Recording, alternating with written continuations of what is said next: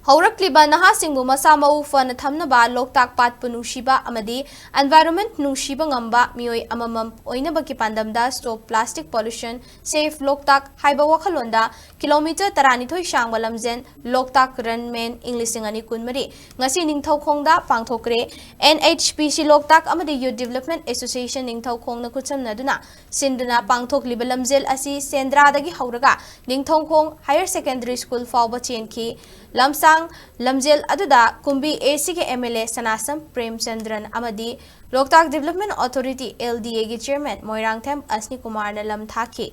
punna lamjeloi chamagumfu henbana saruk yakiba lamjen adu Ningthoukhong Higher Secondary da lamthungfam oibaga loinana makok mathang taraba singda mana pibagi thauram amasu pangthokhi thauram aduga mari leinana MLA Sanasam Premchandran na phongdokibada Mioi bakhak natana lamlaki sa use kayasu Loktak Pata chaktaduna saidangduna hingli maram asina aikhoi khuding makna Loktak punushina thamba pat ki saktam kannaba hotnaminabada mathoktai haiki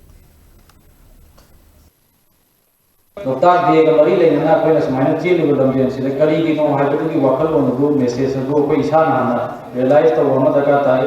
environment gi matang da masu Loktak su ka hosi haibu gi matang da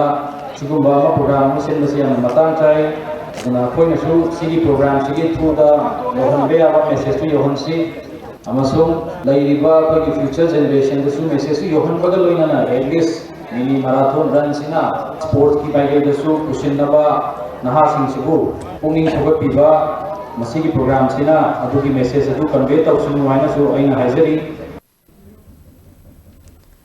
LDA के chairman Moirangthem Asni Kumar na phongdokhibada Loktak Pat haibasi Manipur gi puwariga tatna thanaba yadraba mafum amani Loktak Pat kamba haibasi lenga khaktana ngamloi aikhoi khudingmakki achoba thodang changi maram asina Loktak Pat kannaba wakhal taminanaba mahisang sing dasu awareness pangthokpa hokre hairi